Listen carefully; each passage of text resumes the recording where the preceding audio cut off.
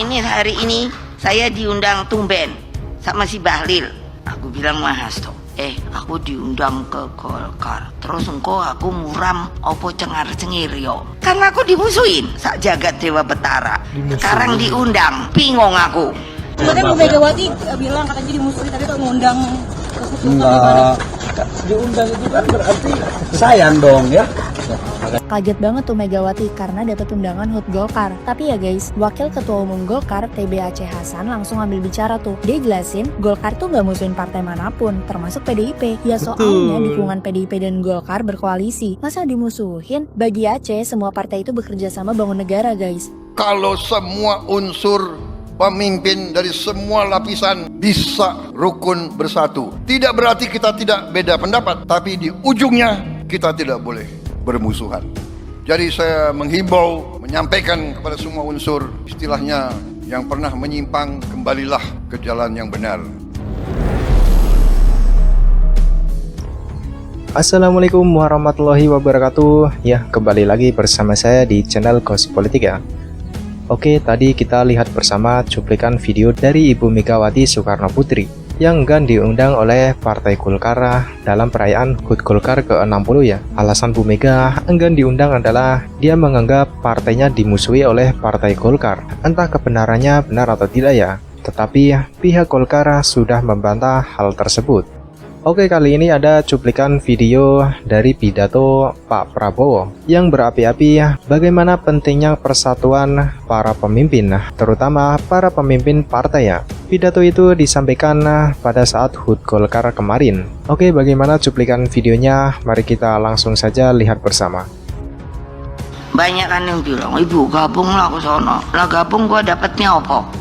Presiden lo masuk gabung. Alah, nanti pasti yang lain bilang dia datang belakangan, jadi nggak bisa dapat 2 atau 3, 1 aja deh gitu. Udah gitu dicariin yang paling jelek, aku bilang.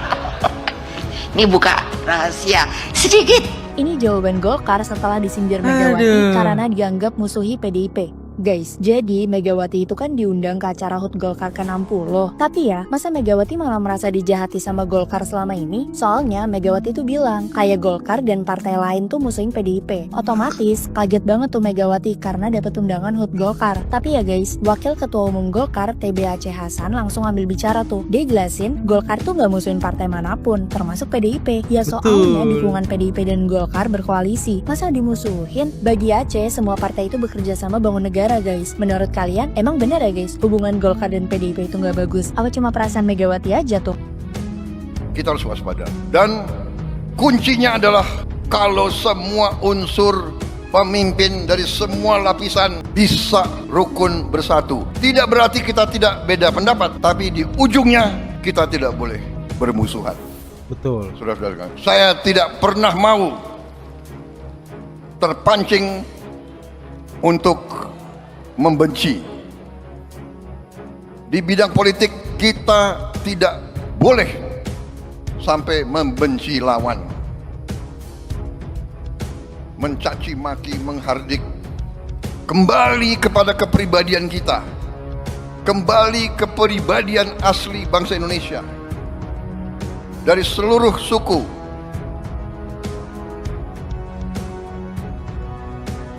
Kita diajarkan oleh nenek moyang kita, ya kan?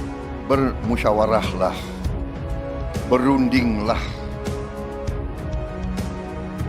mikul dhuwur mendem joro. Yang negatif kita tanam, yang baik kita angkat. Itu rumus saya kira. Tidak mungkin hubungan antara manusia, hubungan antara kelompok, tidak mungkin tidak ada selisih, tidak mungkin tidak ada salah ucap, tidak mungkin ada salah tindak, tidak mungkin ada salah sangka, tidak mungkin. Dan waspada terhadap teknologi.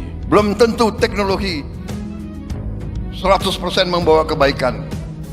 Sosmed, saya kadang-kadang kaget juga, apalagi ini, ya kan? Prabowo menghardik siapa? Menghardis ya kan? Prabowo memaki-maki, nggak ada.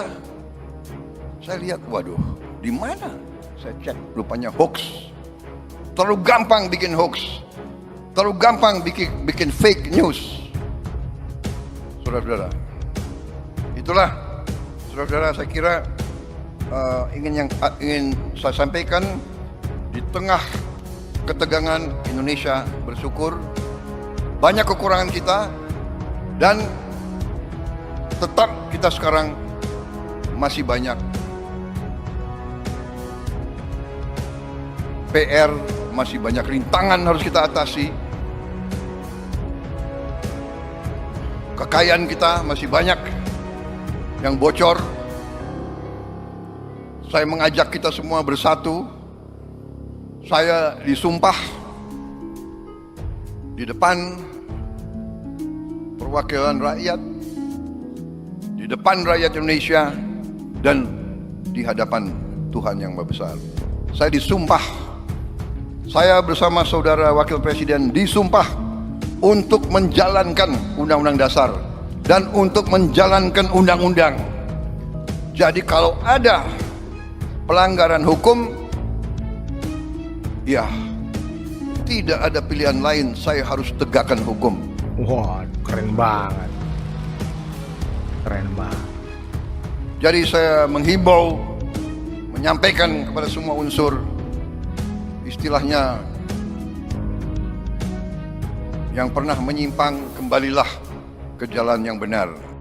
Nah, dilihat dari video tadi ya, sepertinya memang Bu Mega lah yang merasa dibenci oleh partai-partai lain. Partai-partai seperti Golkar dan juga Gerindra sebenarnya malah ingin merangkul partai dari Bu Mega. Tapi ya, begitu kenyataannya. Nah, kali ini ada video juga dari Wakil Menteri Agama yang membongkar sifat asli dari Pak Prabowo ya. Oke ya, langsung saja kita simak videonya. Yang ingin dia tunjukkan itu, jangan cari celah untuk membuat kita retak. Carilah semua peluang untuk menguatkan persatuan. Karena itu dia bersikukuh, kementerian ini jangan ada lagi ego sektoral. Dikumpulkan ya kami Pak, pertama di Hambalang. Pembicaranya semuanya dari luar negeri. Pidato bahasa Inggris, dia nggak ngerti bahasa Inggris, innalillah. Tapi beliau tidak sadis Pak, disiapkannya juga. Cuman karena sama-sama menteri, walaupun nggak ngerti, malu pakai itu. Termasuk saya itu maksudnya. Tapi paling nggak setelah selesai itu pembicara, dia bikin konklusi. Maksudnya pertemuan itu seperti ini. Memang dia sangat baik hati. Nggak cukup, dikumpulkannya kami di Magelang, retreat Kabinet Merah Putih. Apa yang dia bilang? Tidak ada satu bidang pun, satu unit pun, satu lembaga pun, satu kementerian pun yang bisa sukses kalau jalan sendiri-sendiri. Semuanya saling terkait. Karena itu, hilangkan ego sektoral. Yang kedua, rasakan bahwa kementerian lain, bidang lain, itu adalah bagian yang harus kerjasama dengan kita untuk sukses mencapai tujuan. Baru kali ini Pak, kata menteri-menteri yang sudah lama itu, kita datang ke menteri manapun, itu macam satu kementerian itu disambutnya. Dikritik orang lagi Pak. Iya, tapi itu kan menghambur-hamburkan uang negara. 135 miliar. Beliau bilang, enggak. Boleh tanya Menteri Keuangan. Menteri Keuangan jawab, ini semuanya ditanggung oleh seorang hamba Allah. Wakil menterinya nggak tahan, namanya Prabowo Subianto. Dari kantongnya sendiri. Ya tapi ini militerisme. Inilah kalau TNI berkuasa. Gitu-gitu. Dia bilang, dia tanya ini sama, adakah suasana militerisme? Saya ini kan militernya berakhir tahun 98. Sekarang saya sipil, baju yang kita pakai ini bukan baju tentara, ini baju Komcat. Jadi tidak ada militerisme, tapi military way, yes. Karena kita sekarang kehilangan disiplin, kita kehilangan tanggung jawab, kita kehilangan rasa persatuan. Kita ini mau sukses sendiri-sendiri. Military way itu sama seperti pemain bola, kita harus bekerja sama. Yang mau saya sampaikan pesannya, beliau tidak menanggapi semua cemoohan itu dengan sesuatu yang bisa membuat orang tersinggung. Beliau menyerap itu semua dan kemudian mengeluarkan sesuatu yang kemudian orang happy dan tidak merasa bahwa pendapatnya salah.